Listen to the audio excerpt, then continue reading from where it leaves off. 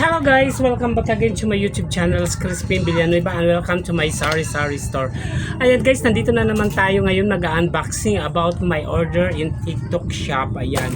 Yung iba paninda ka, yung iba naman for my own self, for my gift for myself. Ayan.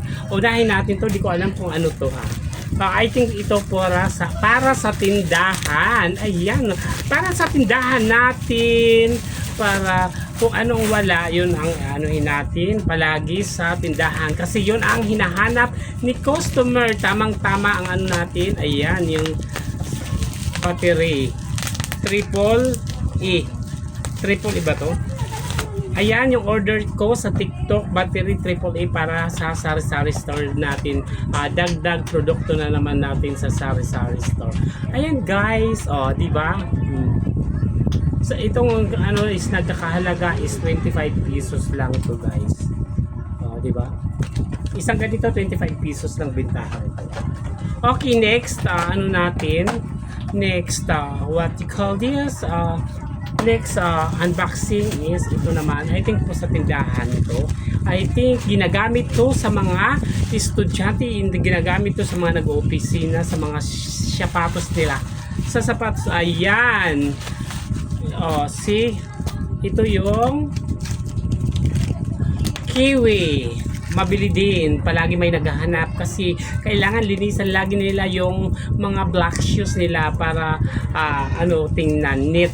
Tingnan yung suot nila. Okay, ayan yung next ano natin.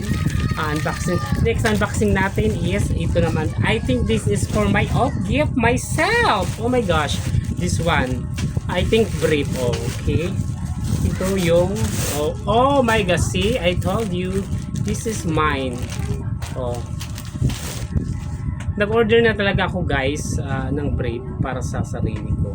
Ito yung dati pa din na in-orderan ko gustong gusto ko to kasi large, yung size ko is large 1, 2, 3, 4, 5 halagang 100 plus lang to guys in fairness. Sabihin natin na 180 it's not bad sa 50 isa diba? Hello mga ka-viewers dyan.